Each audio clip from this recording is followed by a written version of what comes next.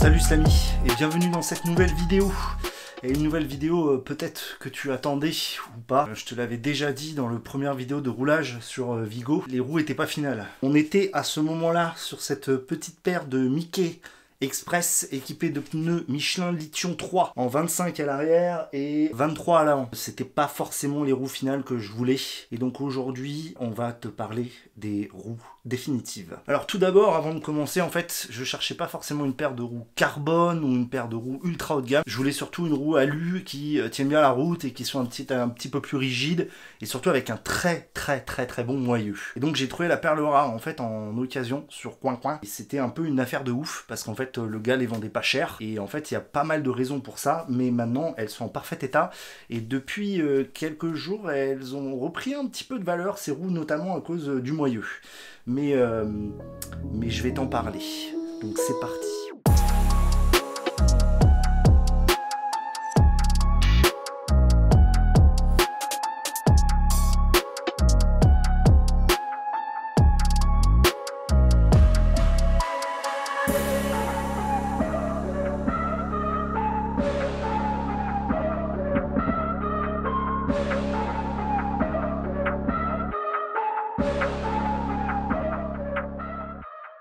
Et ben voilà, donc ces nouvelles roues qui vont donc équiper le Cinelli, il faut que je le prononce correctement. Pour le détail des roues, c'est donc des moyeux Victoire Cycle. Si tu connais pas Victoire Cycle, c'est une petite marque française, enfin une petite qui maintenant commence à être bien connue, qui fait notamment des cadres sur mesure en acier. Ils sont basés vers Clermont-Ferrand. Leur marque, c'est Distance Cycle, donc ça c'est pour les cadres, on va dire, de grande série.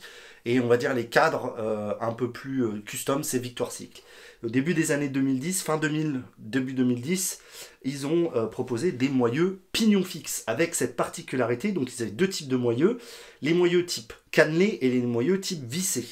Et donc là, eh ben, c'est des moyeux cannelés. Donc ce qui fait qu'en fait c'est des pignons spécifiques. Et pour la petite histoire, en fait, ils produisent plus de pignons depuis quand même quelques années. Ce qui fait qu'en fait, le prix de ces roues a chuté en roue libre, malgré le fait que ce soit des moyeux extrêmement haute qualité, hein, comparables aux Dura-Ace et autres DT suisses. Le truc, c'est que depuis quelques semaines, ils ont lancé de la prod. Donc j'ai pu acheter un pignon cannelé, que voici. Donc c'est un pignon noir en 18. Alors c'est pas donné quand même, hein. On est sur 35 € hein, sur le pignon. Donc là j'ai un 18, j'ai aussi un 16 quelque part, mais là j'avais besoin d'un 18 pour le Cinelli. Donc ensuite, c'est pas très compliqué, je te montrerai l'installation. Mais continuons sur cette roue. Donc ça c'est le moyeu, donc en 32 rayons. La jante c'est du H plus Son, c'est du Formation Face, donc c'est une jante de 42 mm de hauteur. Donc vraiment typique hein, des pignons fixes. Les pneus, donc ça c'est un petit peu la nouveauté. Donc ce sont des pneus Continental Grand Prix 500 en 28 $. J'ai voulu vraiment mettre un petit peu du haut de gamme dessus.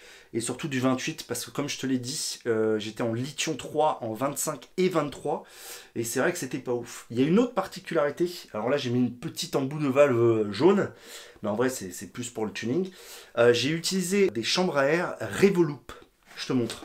Donc c'est ça en fait, c'est des chambres à air en TPU et non pas en butyl, ce qui est censé donner en fait, on va dire un toucher de route plus proche du tubeless. Je vais essayer, je vais surtout pouvoir te faire un retour dessus.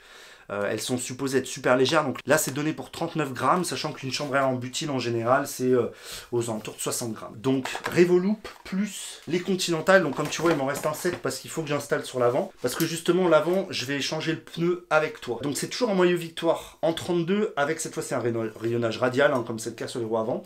Sauf que la jante, donc c'est toujours une H plus Son, mais dans ce cas là c'est une H plus Son F30. Donc avec un profil plus fin et qui pour le coup est plus disponible à la vente, elle se fait plus. Alors tu vas te dire mais mon cher Tension, il n'y a pas de bande de freinage. Alors oui, il n'y a pas de bande de freinage. De toute façon j'ai envie de te dire, je ne me sers pas du tout du frein avant sur le pignon fixe. Donc au final c'est pas vraiment un problème. Je vais quand même garder le frein avant pour la légalité, puisque suivant la loi tu es quand même obligé d'avoir deux systèmes de freinage. Donc un à l'avant et donc à l'arrière, on va dire que un pignon fixe. Donc je le garderai quand même un petit peu pour la forme, pour nos amis la police. Mais et en vrai, en cas d'urgence, je pense que vu l'épaisseur de la jante, ça tiendra, même si ne faites jamais ça. Mais en tous les cas, voilà. Et au pire, si vraiment je vois que j'en ai besoin, après juste changer la jante, hein, tout simplement. Ça coûte pas des masses, donc voilà. Donc, ce que je vais faire, c'est que je vais changer et installer le Continental dessus avec la chambre à air Revolup. Je vais pas forcément tout montrer parce que ça sert pas forcément à grand chose, mais c'est parti.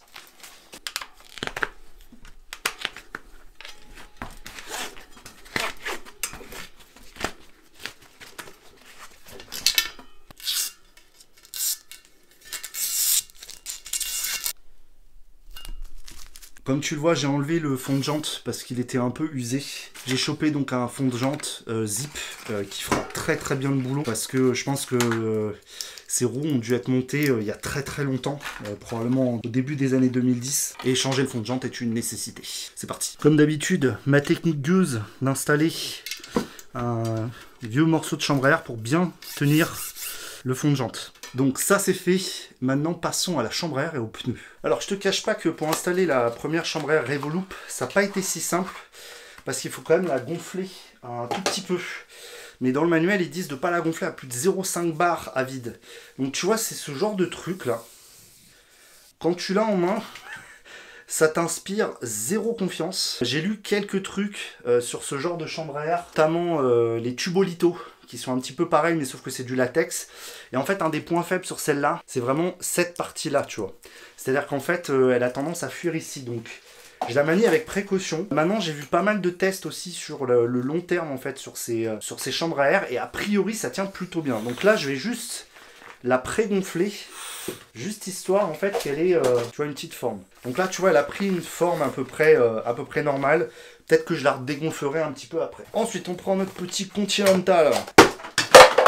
Voilà, putain. Oh là là là là là là. Les Continental. Alors pourquoi j'ai pris les Continental? Parce que déjà ils sont jolis, ils vont très très bien aller sur le Cinelli. Donc ça c'est une première chose.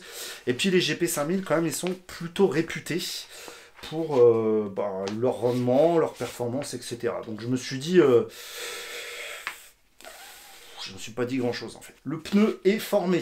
Je te rappelle, hein, on aligne toujours ça avec la chambre à air. On va d'abord venir le mettre d'un côté et ensuite on va venir mettre la chambre à air. Pour la première rouille, c'était très bien installé, donc je pense pas que je vais avoir trop de mal sur celle-là.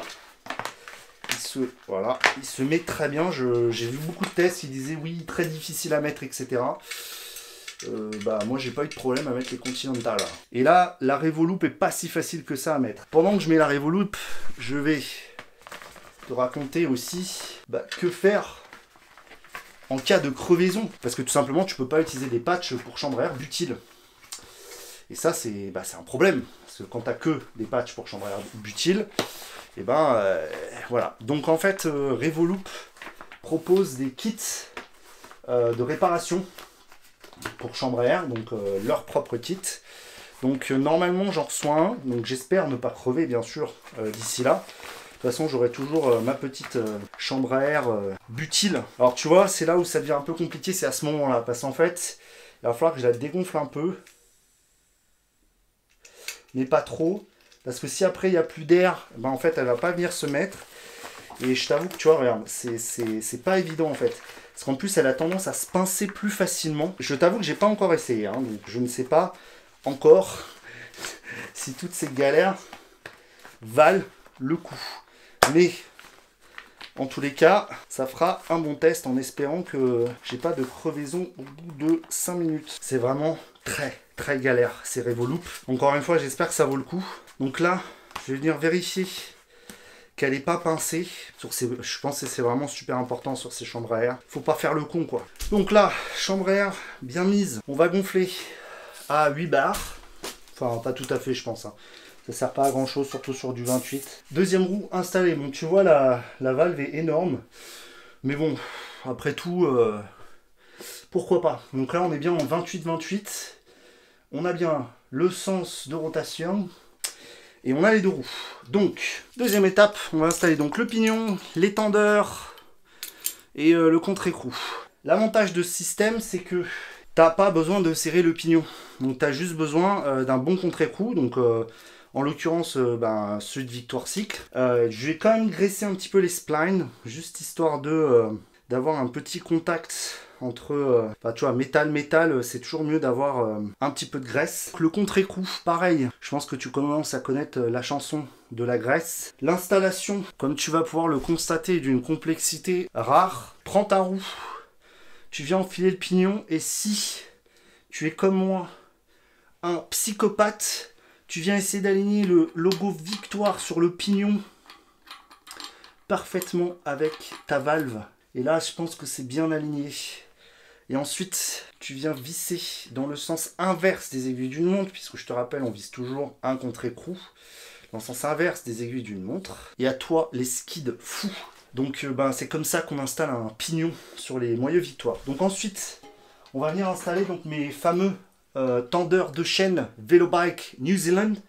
Là, encore une fois, complexité débordante. On va juste, en fait, alors c'est la petite particularité en fait de ces roues là, c'est pas un axe en fait traversant, et ensuite tu viens mettre des écrous, c'est des vis. Donc en fait c'est un petit peu la différence, c'est que c'est pas, faut installer les tendeurs avant, tu peux pas les mettre après, et j'avoue c'est pas évident après quand tu veux mettre la roue, c'est pas si évident que ça en fait. C'est stylé, moi je trouve, d'avoir des axes comme ça, toujours bien graissés hein, ces vis là. Mais voilà, et donc c'est des vis en 10, je crois de mémoire. Donc on a installé toute la roue. Je vais gonfler un peu le pneu parce que je trouve qu'il est un peu dégonflé. Et ensuite on passe à l'installation. Alors ça tu l'as jamais vu, ce support mural. Bah il dépanne parce qu'en fait tu vois dans le placo c'est pas ouf. On va commencer par la roue arrière. Alors faut pas trop forcer sur ce truc là. La stabilité ne me fais pas confiance. Vu que c'est des vis spécifiques, il faut une clé spécifique. Voilà, avec un gros axe. On prend la roue arrière, on vient faire comme ceci, glisser les axes de façon délicate. Tac, on vient mettre ça. Ensuite, on vient enfiler ceci et voilà. Donc on prend ma clé, on va juste venir mettre en précharge. Bon voilà, en fait il faut bien jouer avec toute cette vissaille et ensuite ça vient de tout seul. C'est pas forcément évident, mais une fois que tu as compris comment ça fonctionne, ça se fait tout seul. Un petit coup de rein ici. Je pense qu'il faudra bien que je graisse la chaîne. Le pignon est neuf et tout, donc c'est tout le temps que tout se fasse ensemble aussi. Il y a un petit temps d'acclimatation. L'arrière c'est fait, tu vois, on vérifie quand même qu'on a mis suffisamment de couple. On va venir tourner la bête. C'est le sens de la roue. Et ensuite, le reste, tu l'enfiles. Hein. Donc là, c'est du 20... vu que c'est du 28... Il faut bien la passer. Tac. Donc là, on va juste la mettre en précharge parce que tu sais, on ne vise jamais une roue définitivement sur un pied parce que sinon, ça peut amener des choses graves. Comme par exemple, une roue non centrée. Alors, avec délicatesse, on va venir lui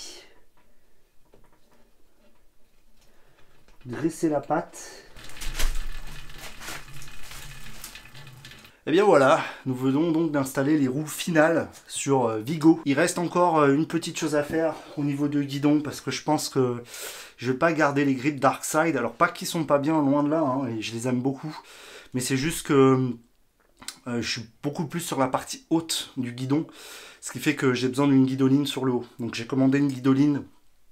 Si tu me suis sur Instagram, tu verras les photos. Et aussi sur TikTok d'ailleurs. On a bien avancé. Pour l'instant, j'ai pas roulé avec. Hein, donc je pense que ça fera l'occasion d'un prochain épisode de roulage. Et d'ailleurs, merci pour ton retour sur les derniers épisodes que tu as pu voir, notamment avec Vigo, puis ensuite le Surly. Je trouve que ce format me convient bien et je l'aime bien, il est facile à tourner pour moi. C'est tout pour cette vidéo. Oublie pas tes abonnements nécessaires et indispensables. Dis-moi ce que tu en penses de ce petit combo Continental GP500 Revolup. et H plus Son. Je te ferai un retour hein, sur Revolut parce que j'en ai pas vu beaucoup sur le World Wide Web. Si vraiment c'est concluant et que je vois vraiment un bénéfice, peut-être que je les installerai sur d'autres vélos. Je me casse.